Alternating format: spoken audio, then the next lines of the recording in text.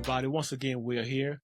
This is On Cue for the On Cue podcast, and I got my family with me, Miss Keanah Turner, in the studio again, once again. And this is the What About Love series. And today's episode will be two parts. The first part, we're going to be talking about love languages, and actually, both parts. We figured out that the topic of love languages was so in depth that it needed two parts. So, this is part one of love languages. So, Miss Kiana, how are you doing this weekend? I am doing very good. It's been a long week, but a great weekend. And I think having this topic of love languages is great, especially I start to get back like into dating into a relationship. It just brings up the importance of having those conversations about love languages. And see, when we talk about love languages, um, a huge thing in that is, Kiana, is understanding what love languages speak to you. I mean, it's hard to give somebody else what they need if you're not in tune with what you need. Um, So have you grown into knowing that? I know I've read a book on love languages, and we're going to talk about that as well. But um, how do you see, or how do you frame up when we speak in the term of love languages? Yeah, I've realized I'm like because I feel like a lot of times we talk about, oh, what's your love language? Hmm. And for me, my love languages, like my top ones are quality time and words of affirmation. Yeah, But I realized how you receive and how you show doesn't necessarily have to be the same love language. So for correct. me, how I show is through quality time and um acts of service. So like that's how I show I care about somebody.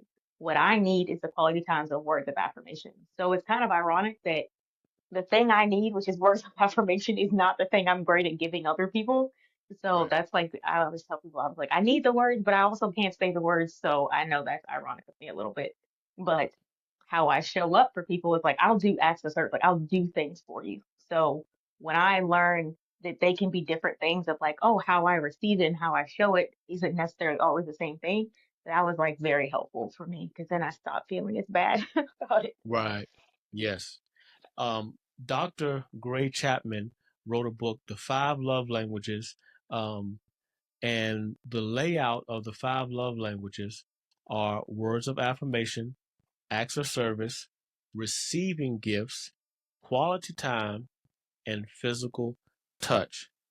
Um, the importance of understanding love languages, Kiana, when I was going over the notes, I had a thought, and this is a question I want to pose to you that um, just came to my mind actually today in going over the notes. When I think about my own love languages and what I need to receive, do you think that our love languages are formed by our life experiences when we're in our early life? For instance, mine is physical touch. And I thought that maybe that was attributed to maybe the broken home thing, and that the need to feel like the how I feel love is, the hugging, the rubs on the shoulder from your dad, and or a strong man to encourage you, or a hug from your mom or grandmom or something like that. And because of the broken home, and that wasn't as prevalent, could our experiences help mold and shape our love languages? Yeah, I think they can. I think, as I think about my love languages, like quality time's always been a big thing for me. And Hmm. some of that I think was influenced by the fact that we didn't have a ton of money. So the time together spent was what mattered. It was just like being Right. together, spending time. So I think quality time was always kind of one of my love languages. It was just very important growing up because that's what we did have. So it affects me more when I lack that, like lack that specialized time. And then words of affirmation, I think still was one of mine, but I think if we're looking at it tied into which can come from insecurity as well, where I feel like the insecure part of me needed words of affirmation as validation. So the insecure part was words of validation versus words of affirmation. So I feel like once I healed and grew, it was more so I want you to affirm me versus validate me. And so I feel like the validate part is I need you to convince me that I have self-worth. Like I am worth it. I have value. I feel like that comes from the more like insecure part of me. Now, as I've grown a lot, the affirmation, like the words of affirmation I need is recognition. It's you communicating what I already know that you think of. Being something like, oh, you did a really good job, or you look beautiful today, or I'm proud of you. Like that is from a healthy place versus a place of insecurity. So I think you can have your love languages, and I think there's ways for you to have a love language that's in a healthy way versus a love language that's coming from a place that's like unhealed and insecure. So I definitely think what you need and the reasoning you need it can change based on your circumstances and how you grew up. Yeah. Yep. And that's a wonderful way to put that. Um, you sort of described the words of affirmation. Can you talk about what the acts of service means for our viewers out there who may not understand? And we'll go through all five, just a brief explanation of how we feel what these terms mean. So you already spoke about the words of affirmation. What about the acts of service? How can one show acts of service? Yeah, so acts of service is just doing things for people, and it can be the small stuff. So for me, when I show acts of service, it can be something of, I know what your favorite chips are. So if I know you're coming over and we're going to watch a movie, I'm going to have the chips there for you. That's like an act of service. I'm taking the time to learn you in order to do things for you that aren't acts of me. So if I know, say you're like in a relationship and say you're married, you're living together, an acts of service can just be, oh, on the way home, I'm going to go ahead and grab dinner so you don't have to cook it. Or an acts of service can be, hey, I know you have to get ready and to work in the morning, so let me put the kids down. So acts of service is just let me take something off of your plate. Let me do something that will make things easier for you. And that's the acts of service part. It's just paying attention. And instead of them having to tell you, you just do it without them having to like verbalize it to you. So that's the acts of service. Okay. Next, we have receiving gifts, which I thought that was kind of weird that one of the love languages would be receiving gifts and not giving gifts. Does that make sense? Because it's saying receiving gifts, but Yeah. so receiving gifts can be a love language as well. So that's yeah, I struggle to understand that one. I can understand if it said giving gifts, but it says receiving gifts can also be a love language, I guess. Yeah, and I feel like the receiving gifts, I think if I think of all the love languages, the one that's most misunderstood, I would say the gift one, because a lot of times people will see it as, oh, they're materialistic. But with receiving gifts, I think it's the same thing as when we, and all of these acts of service are kind of same in the sense of me doing things that you don't have to ask. So I think receiving gifts, a lot of times we think of that as money, like you give me stuff. But receiving gifts can be something as small as, oh, I went on a trip and I brought you back this little trinket. Or I know what your favorite Oh, chocolates are, so I brought those for you. So like the okay, receiving gifts is this okay, person took the time to think about me and want to do something for me and bring me something back. Or even it's just like flowers on the way home. It's like, oh, I'm receiving that gift. And so for me, it means you thought about me and you wanted to do something for me. And that's the receiving gifts. And I feel like that's the one that gets a lot of flack, honestly. Because people are like, you right. just materialistic and you just want stuff. And I'm like, no. Well, see, that's what. Yeah, it's easy to kind of misperceive that when we read that how it says it, receiving gifts. Oh, is it like, are you materialistic, or all they want is always getting something, but it's not. Yeah. It's deeper than that. Okay, yeah, I struggle with that one, but hearing you explain it that way kind of switched my mode of thinking to say, oh, okay, now I can receive that now. I understand that now. Um, Perfect, because I know I struggle with that, so maybe somebody else out there didn't know that. Um, Quality time. Now, this Kiana is one of the big ones, I think, because especially if you're in a relationship or marriage, life can get so busy and with responsibilities and life and taking care of what you need to take care of and taking care of the home, taking care of your family. taking care of the job situation and your career, it is easy to lose sight of, hey, we have went 24 hours together, or we went 24 hours without spending 5 minutes together. And I think that's a huge thing in relationships. Like, you need to be intentional about spending quality time with each other. I definitely think too in relationships, like definitely the quality time in general. And I think when it comes to people who their love language is quality time, they can be seen as being needy, which is like, you always Okay. want to be around me. But I think Okay. the importance of the quality part of the time is we are unplugged, we are each other's focus, there are no distractions. And the thing is, a Perfect. lot of the time, in general, people are like, oh, well, we spent time together. And it's like, well, yeah, you were on your phone or I was on my phone or we went and we watched a movie. Like, that's not the quality time. The quality time is No.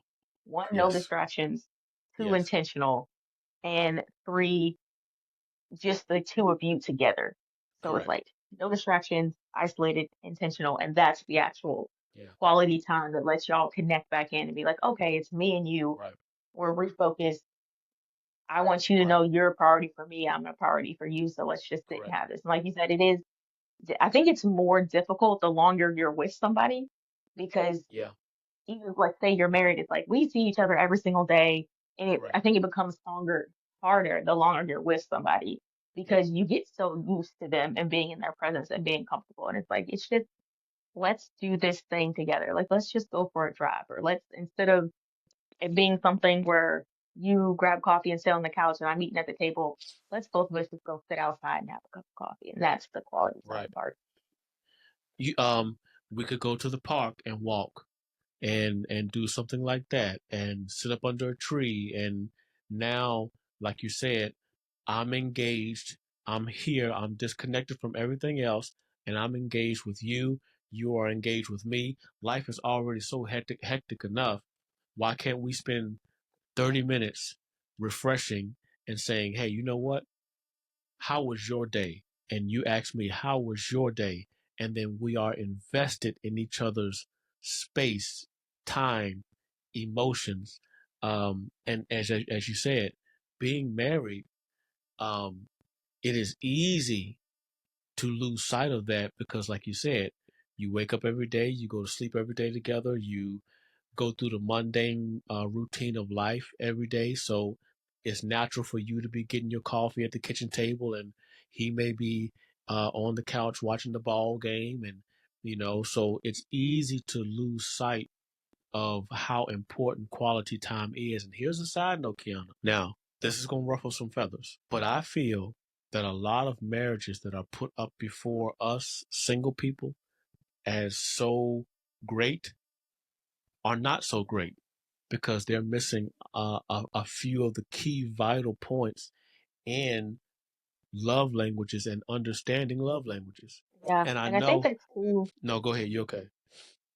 um, I think that's too, as we talk about love languages, because it's like everybody, it's important to know what your love language is. It's important to know your partner's love language. But I think Hmm. the part that gets left out too is it's important to be able to show love in all of the languages. Right. So it's like I have mine that are my strong suit, and then I have, not gonna lie, ones that are not my strong suit. But it's still important to try in all of those areas. Um, and not just saying, well, I'm gonna show the way I show. I need you to meet me, and I'll try to meet you. It's like, let me at Yeah. least try to show it in all the love languages, even if it's difficult sometimes. Like, I'm not the best at the words. I'm not I'm more of an actions versus a word person, but I still actively try to do it and to try to say the words, even Yeah. if it is not the most flowery things and it's like not a sonnet and stuff like that. I'm like, I still try.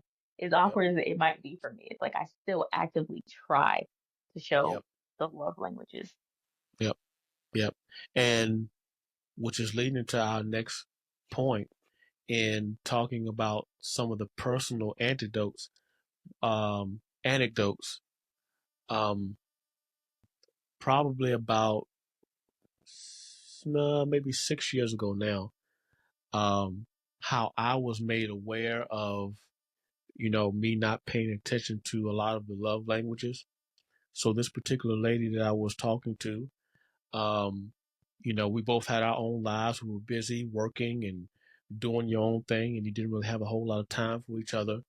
Um, so, and me, I'm as long as I know that you're good, I'm good. But sometimes it can be a flaw because if you don't communicate to me you're not good, then my brain is just going to keep processing the day to day routine, and I'm not going. I'm going to miss. I am going to miss that you're not good.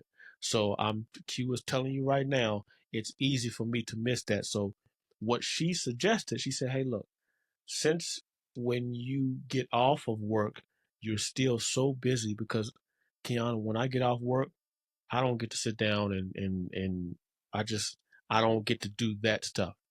So what I had to do was she made me become aware of it. She said, "Look, when you get off, you're busy, you're doing this, you're checking this, you're checking that." She said, "I don't want to stop you from doing that because I know you have to do those things." She said, "But what if we did this?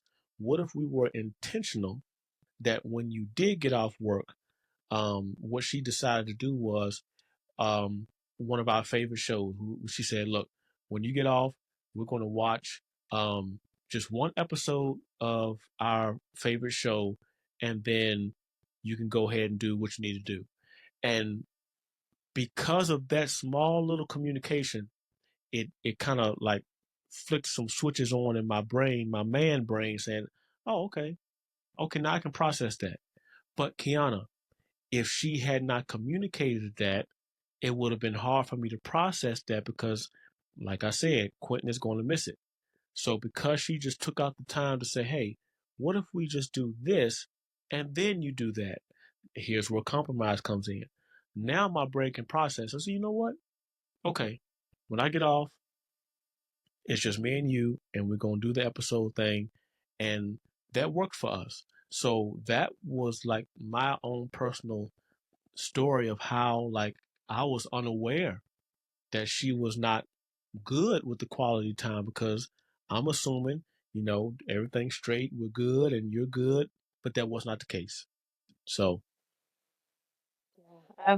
I've had that brought up with me in the words because I'm so much, and I think it's how I was raised too, where it was like, what matters is what you do. Like what you say, yes, but what makes it basically solid and what gives it the foundation is what you do. So I can say that, I support you, but what shows the support is being, I'm going to show up when you have a game, or I'm going to sit there and download your song. To me, that's support. So I'm like, I can say I'm yes, going to support you, but what to me yes, is what means something is the fact that I do it. yes, So a lot of time, because how I show love is more of the acts of service, a lot of times I don't say the words because I feel like the actions are speaking from themselves. right, But I've had a couple guys, but the one recently bring that up was like, I get it. I know you're not that much of a word person, but like I right, need to hear that. And in my head, I'm like, I'm doing that. Like when you come over, I know this is your favorite drink. I just had it here. I've learned this. And in my head, I'm like, I'm showing you all the time that I care.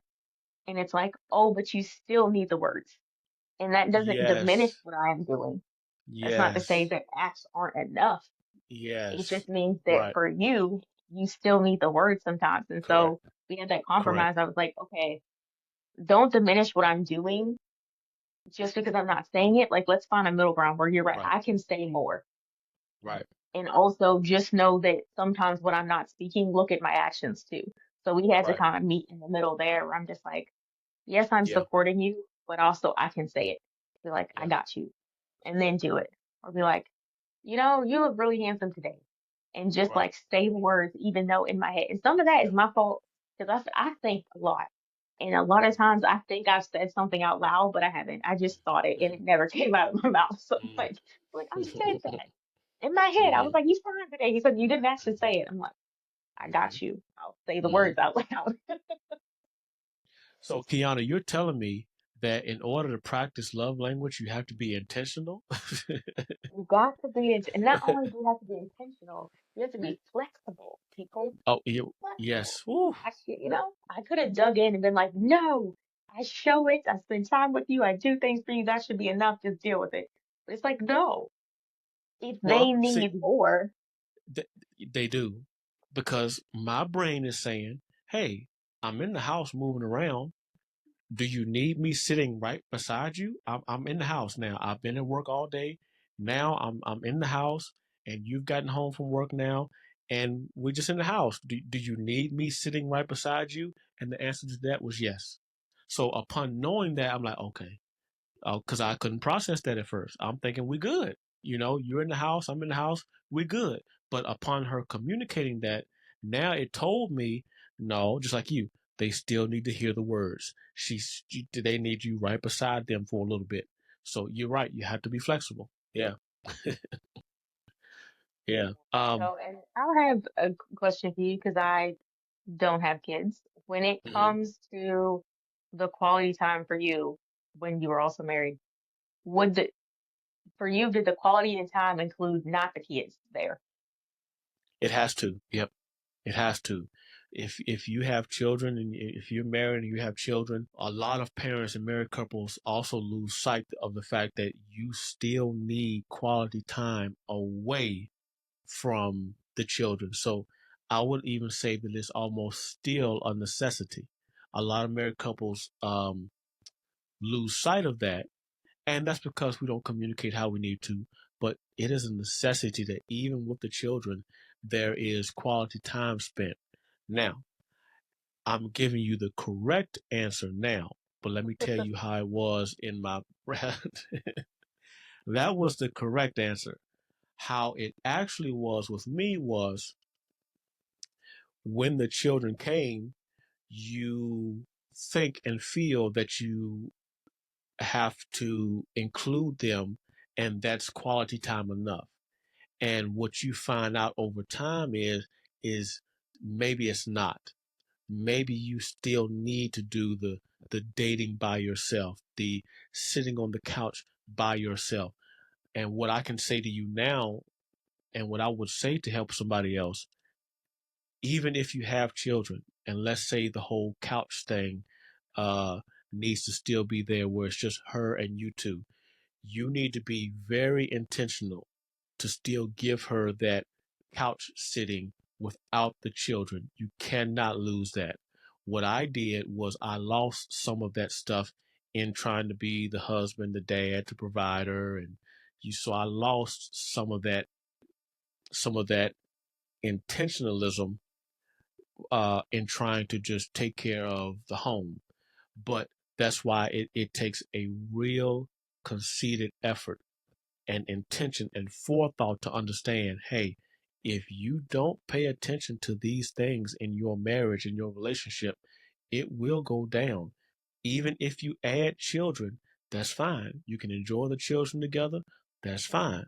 But you still need that quality time where it's just you two. You still need those words of affirmation, even with the children, away from the children. All of those things that you were attracted to before you had the children, they're still there, but they get buried. And one mistake that we make is we bury our love languages for the sake of the marriage, for the sake of the children. And that's where a lot of us make mistakes. This is the last thing I'm going to say. Um, when I started preaching, I was married already. The kids were here already. And the mistake I made was I was so, and this is for men out there, don't be so provider driven. Don't be so career oriented. Even though you have good intentions, I was not, I didn't lose sight of those things because I had bad intentions. I lost sight of those things because I stopped including the intention to have love languages in the marriage. So when it came to my preaching, I was very dogmatic. And if I was to say I made a mistake, that would kind of be it. It was like, this is what I'm gonna do. This is the road we're going down. And so then from that, all of the love languages stuff kind of stopped because I stopped hearing communication when it came to this particular subject. So go back to what you were saying. Yes, you need quality time. You need intentional love languages, even with children, apart from your children, because if you don't, your marriage will go down. Yeah. And my dad, Now, my dad always mine said that. mine went down, but what I see, knowing what I know now, I see a lot of marriages that have still stopped the love languages, but they just married. You know, mine ended, but I can look now and see, okay, y'all just stand together. It's hard to fool Q now. Y'all just stand together. So yeah, yeah. So yeah, yeah. Yeah, and I'm like, that's something my dad always said. He's like, it was me and your mama before we got y'all got here, and it's gonna Right. be me and your mama when y'all get up out of here. Like, That's he's like, right. it's gonna be us too. So I'm like, that was That's something right.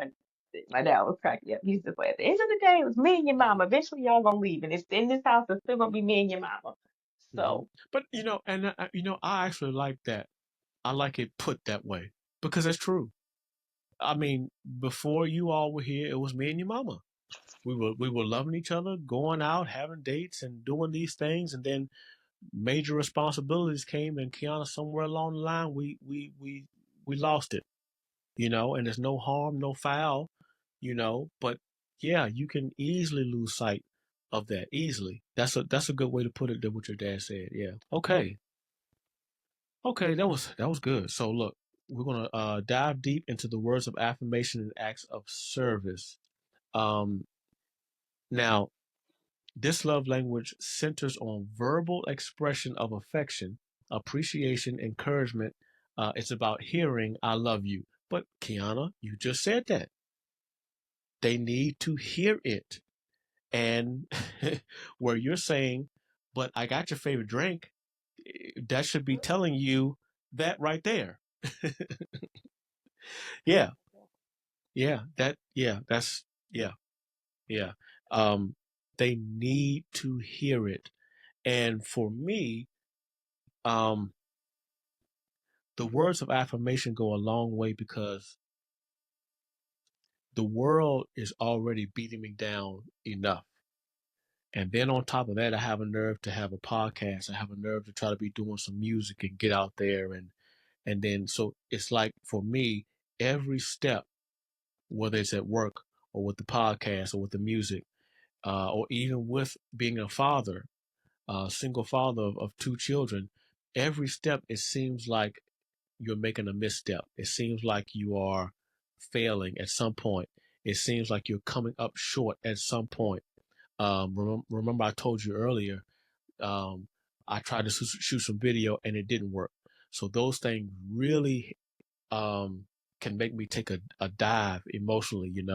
So to hear the affirmation of, hey, keep going, keep doing it, you're doing a great job is vital to me because of the weight that's already on you. So if I don't hear those words of affirmation, which I don't really hear those words of affirmation, it can be tough to continue to do what you're doing when what I like to preach to people is, Keanah, we don't even realize how strong we actually are.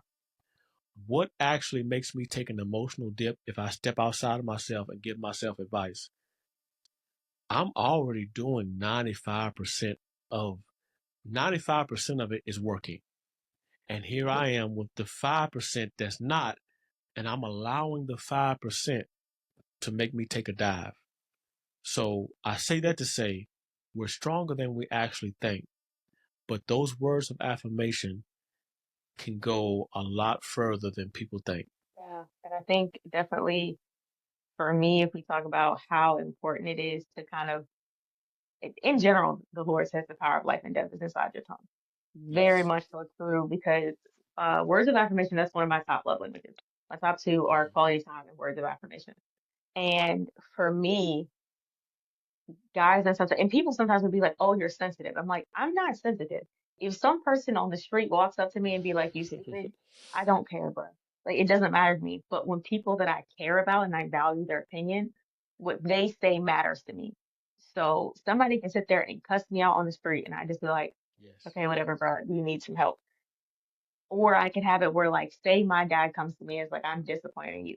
That's gonna cut deeper for me than anything else because of those words about him. Because and the thing with Earth words of affirmation too, it's like the the affirmation builds, the criticism breaks you down. And Mm-hmm. so Yep. you have to be careful with how you say things. And a lot of times, like that common misconception is when it comes to people with words of affirmation is, oh, you're sensitive.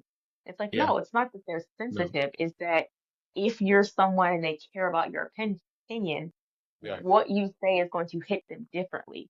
So you have to watch and you have to make sure if you are giving criticism, it's constructive criticism. And the Yes. thing at the end is still, I still care about you. I still love you. I still think you're smart. Like, give the criticism, give the thing that is constructive, not criticism, constructive. So it can build them up and be like, hey, I want you to work on this thing. But also, I still think you're doing a lot. I still think you're great. I still think you're this. Right. And that is what matters. So, like me, like I said, mine being words of affirmation. I know that definitely is something that matters to me. And I tell people that, and I tell guys that I'm like dating or in a relationship with. I'm like, you just gotta. Like, I feel like I can't. I had this dude say that. He's like, I feel like I can't say anything to you. That's not the truth. It's not that you can't say nothing to me. It's watch what you say because I value the words coming out of your mouth. So I want you to take time, think about it in your head. And I saw this on one podcast, this Kevin on stage. She's like, I deserve you stopping, taking a second, thinking about it, figuring out how to say it, and then saying it to me. And so that's the thing with people with words of affirmation. I'm like, I deserve you stopping for a second, think about what you want to say, take some time to craft that in a way that is constructive, and then tell me. And that's what you have to do with somebody whose love language is words of affirmation. You have to know, be like, hey, this is something, my opinion matters to them. I just can't talk to them like I can talk to everybody else because what I say is going to matter to them. And that's the thing, you can't still joke and, laugh because I believe in taking shots and stuff, but it's like, just know what you're saying is being put in a file. And they're Mm-hmm. saying, okay, well, they said that this one time they brought it up. So I'm the type person with my words of affirmation. If you bring up something once and say it's something you made little comments about, like, oh, you don't really remember stuff. You forget stuff sometimes. In my head, I'm filing away how many times you said that. And now it's this thought of like, okay, I'm really forgetful. I need to do better at remembering stuff. I have to write stuff down. They're gonna think that I don't care. And it's like that's what happens when it's words of affirmation. And to you, you feel like, oh, it was just like a little. It wasn't even that serious of a thing to me. But to me, I'm clocking everything you're saying, and I'm like, okay, it's a big thing I need to work on. So yeah, I think with words of affirmation, if specifically if somebody tells you this is their love language, then you got to start watching what you say a little bit more. Yes. So how can somebody who that's naturally challenging for, how can they improve upon that then? If it's naturally challenging for them to do that, what ways can they do it? And I think you said it. Take a minute to stop and think about what you're going to say and then say it. Yeah, like take a second, learn your person, and I'm gonna say it from two sides because I am both. I'm both the person who needs it and the person who's not good at doing it. So I get to be both sides of the coin. On one side of the coin is the person who needs it. If I am vulnerable in a moment and I share something with you, Okay.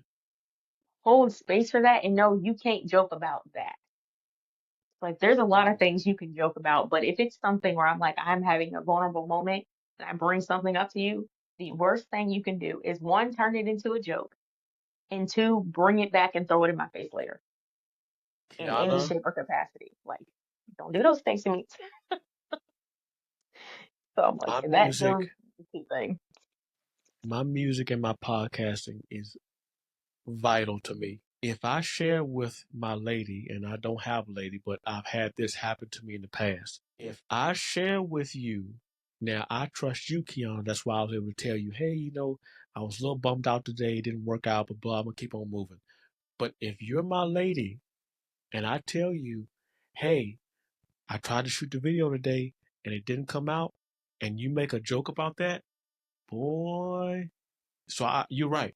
you got to be careful how you handle that with me because you don't have, but for me, sometimes just that one time, then I'll never share that part of me with you again because of how vital it is to me. So if I come to you in a moment of vulnerability and I tell you, hey, this podcasting thing is just not doing what I wanted to do.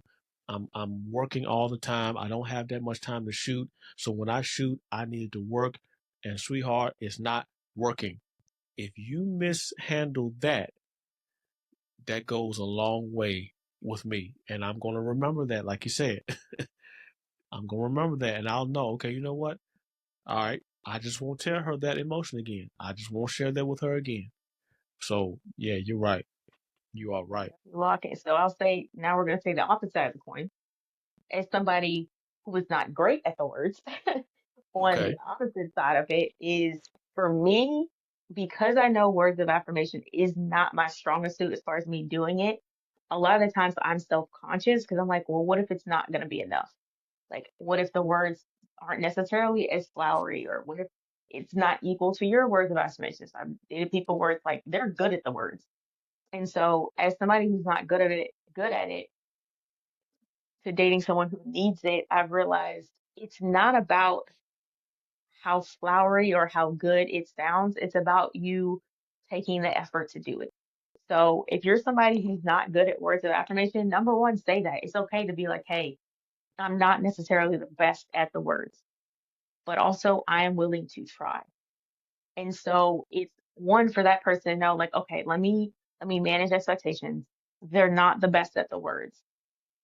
And when they do share, let me take note of that and be like, okay, to them, it might just be them saying, yo, you look fine. And to them, they'll be like, okay, let me just brush it off. Okay, it's whatever. They just said that. And it's like, no, if somebody who's not good at words of affirmation is taking the time to affirm, don't brush it off because then they're not going to do it again. So it's Yep. just acknowledging when they do it, just acknowledge that. Like, you know what? Thank you. Or like, I've noticed that. So, dude I was dating, he was just like, I have been dating who's like, you know what? I've noticed that you try a lot harder to say the words and you're putting in effort for that. And he's like, I really, really appreciate it. And that you're doing that, and you've been working on that. I'm like, see, thanks. Now, as me who needs words of affirmation, you have now affirmed me. And now I want to try more to affirm you. And it becomes an equal exchange because you've acknowledged that I'm trying. And it might not be to the level that you're able to do it, but at least I'm trying and you're acknowledging the try. Right. And I'll take that. I can work with the try, right? If we can communicate like that and I know that you're trying and I can see you're trying, because I know in trying, if you keep trying, you're only going to get better. So if I can see the try and hear the try and feel the try, I- initially, I think that's all we can ask for once we communicate that there's a lack. Okay. So yeah, yeah, I'm totally in agreement with that. Yeah. Okay. Acts of service. Acts of service are all about doing things that you know your partner or loved one would appreciate, like chores, running errands, or preparing a meal. Um, Acts of service mean a lot to me, Kiana, because I'm so busy. So if you can come into my life, and I'm not asking you to share the load, but if you come in and say, or you ain't even got to say, if I see, hey, you know what? They got the mail out the mailbox, or um, I forgot the kids' book bags in the truck, and they got the book bags out the truck. I mean, stuff like that stands out to me. So I'm not a huge asker of things. So if I see that you're doing those small services, it may be small, but to me, it's big. You know what I'm saying? Yeah. And for acts of service too, we can do both sides of the coin as far as I'll start with someone who shows acts of service, and then I'll Mhm. flip it to say it's someone who their love language is receiving as far as acts of service. So for me, I am an acts of service for how I show. And to me, it's I want to learn my partner so intimately that I can do things before they ask, or I can fill a need that either they don't know they have, or something that needs to be done. And that's just how I show I care is through acts of service. And that ties into other giftings too. Like acts of service can be, say you're doing something for someone and they like the gifts. Oh, I'm going to do a gift for you. Or they want the time. I'm going to do this for you. So I feel like with showing acts of service, I want to show you that one, I pay attention. Like I'm paying attention. I'm in tune to you. Two, I want to help lighten the load. And three, I'm doing it willingly. Like you don't have to ask me to. So that is how I show it. Now, for people who say their love language is not acts of service, I feel like one misconception about them is like you nag or you can't do anything for yourself. And it's like, no, it's not that they're nagging or can't do anything for themselves. It's, yes, they could put the kids to bed and then they could make the dinner for the next day. They could go put gas in the car. Yes, they could do all of those things. But what they want from you is not to have to tell you to do it. So say you're sitting there and there's dishes in the sink. You're like sitting there feeding the kids. She doesn't want to have to tell you to go wash the dishes. It's like you see the dishes are fake, you know? And, or if it's like an acts of service thing and he's just like, well, you saw I was running late. Like, there was my shirt. It was wrinkled. Like, you really could have just ironed it. Like, I didn't want to have to tell you to iron the shirt. I just Right, wanted you to notice and do it. And so right, I think that's the thing with people who are acts of service. It's like a lot of times people are like, well, why didn't you just say it? Why didn't you just tell me to do it? It's like, then it's not acts of service. If I have to tell you to do it, then it's no longer acts of service. Now I'm just correct, forcing you to do things. And for right, people whose love language is acts of service, it's like when I have to tell you to do something, it don't even matter. I'll do it myself because it's yeah, like basically, why should I have to tell you to pay attention correct, and notice and try to help me? Like, correct. no. So I think that goes like, and the other thing too with acts of service, and like one of the things when I was doing more of the research about when it comes to acts, people whose love language is acts of service, ways that like basically it hurts them. The one thing I didn't think about is the breaking of promises. And I was like, oh, that's for somebody who is acts of service. If you say, hey, I'm gonna stop by work and fill up the car on the way home, and then they get in the car and it's empty, it's like, hey, you said you were gonna do it, and you didn't do it. And you're like, it was just filling up the car. What did it matter? And I'm like, for them, that's something important. Like if you say you're gonna do something for them, then you need to do it. Or Yes, if your actions are adding to their workload, that's also going to yes. be irritant to them. 'Cause it's like, I already have to do 15 different things. And you just came over here and added an extra thing. I didn't clean the whole Hey, house. And you walked in ooh, here and kicked your shoes ooh, to the floor. ooh, They were like, ah, what is going on with the shoes? Big ah. time. Or, some people, and hey, I'm throwing my dad under the bus, but this is a light bad thing. This is not a dark bad thing. This is a light bad thing. This is what he used to struggle with, Kiana. Now he's grown in this. This is what he used to struggle with. For example, people who come in the house and get undressed all through the house. Hmm. So his suit coat would be on that back of the kitchen chair. His tie would be hanging up on the doorknob, and my mom Gail is like, Gary, what are you doing? You you can undress all over the house. Like, what is this? And so it took him like a conscious effort to say, okay, hey, Gary, let's do this a little different now. You can get undressed in the same spot. Yeah. Yeah, yeah. And what I hate too, Kiana, about acts of service, I hate feeling like I'm asking somebody to do something they don't want to do. I don't like that. Because if I feel that I'm making you do something, like you just said, I'll just do it myself. Yeah. Wow. With that one, with access service, one of my friends when I worked at Papa John's in college, he'd always been like, teamwork makes the dream work. And for access service, that is very true. It's like teamwork makes the dream work. So they want to feel like they are your partner and not your maid Yeah. or not, you know what I'm saying? Oh, Like they want to feel like a yes. partner. Yes.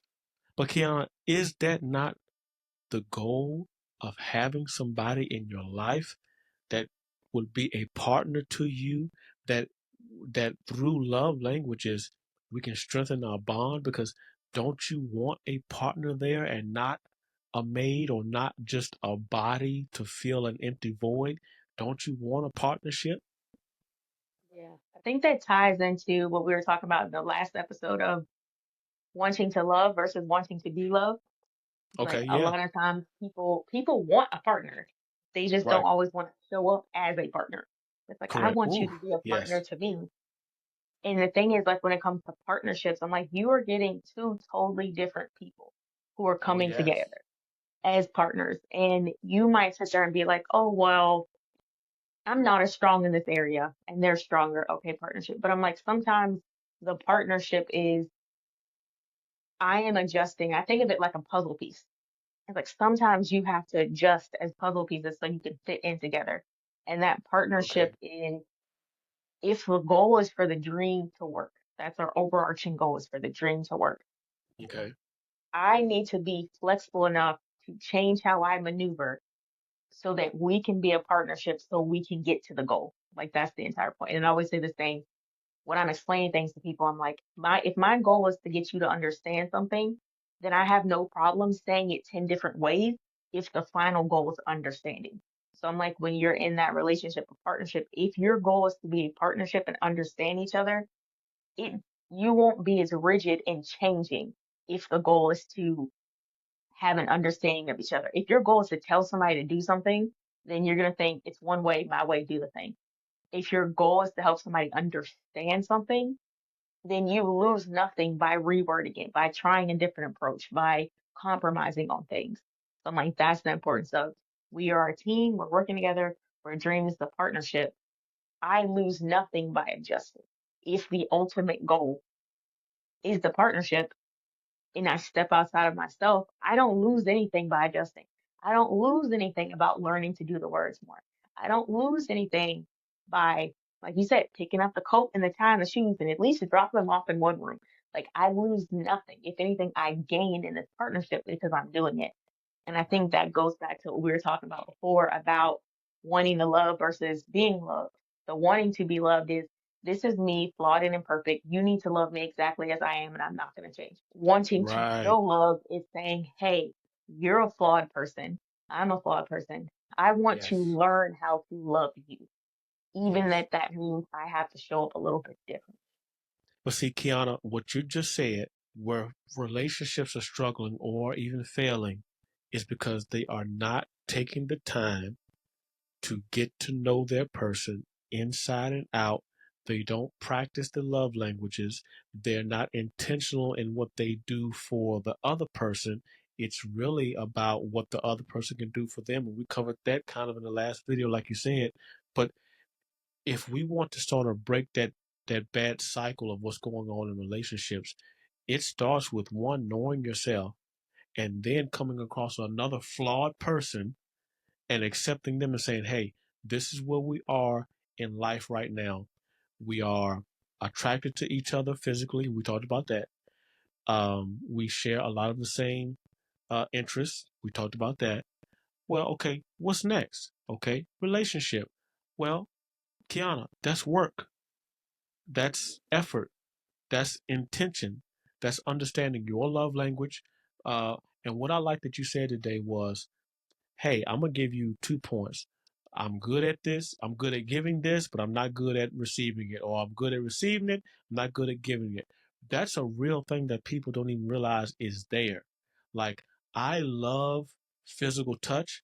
Well, Kiana, if I love physical touch, why did the homegirl 6 years ago have to tell me to sit down on the couch for 30 minutes for an episode where I would have all the opportunity to touch her? You know what I'm saying? Like it's weird, right? It's man, it's weird.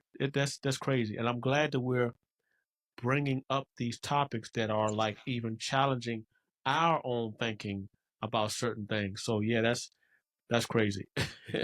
Yeah. Any last thoughts before we move on um to the close and the call to action, Miss Kiana? Um, I think it would definitely be do a love language test. You can find them all across the internet. Just do one, learn what your love languages are, and then Yes. right after you learn what your love languages are, go look at the rest of them. So a lot of times with love languages, it'll rank it. So my love's in ranking. Quality time number one. then it's words of affirmation, a little bit under that, it's physical touch, then it's acts of service, and then it's receiving gifts. What your love Okay. language is just as important as what your love language ain't. Yes. So my Woo. love language, gifts are at the bottom. If you gift me something, I might not have the reaction that you want me to have to that gift. And just because it's at the bottom for me, I have to temper my reaction. So if somebody's loving, they're like, I'm giving you this gift, I got to make myself more enthusiastic, not because I don't care. Like I care and I appreciate it. It's just not necessarily the thing that's gonna hit me. So unfortunately, it's the thing that I'll often, it will slip my mind. And it's the thing I often neglect.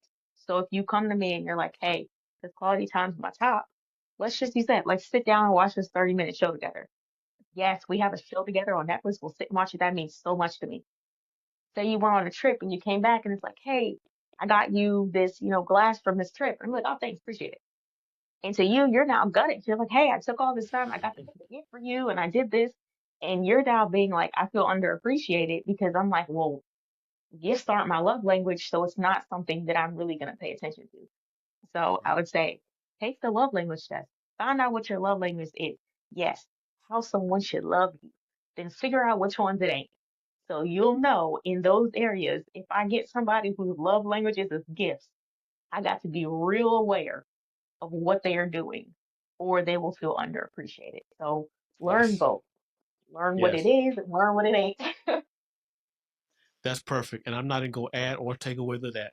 What I will say for the next episode, we're going to be talking about receiving gifts, quality time, and finally, physical touch.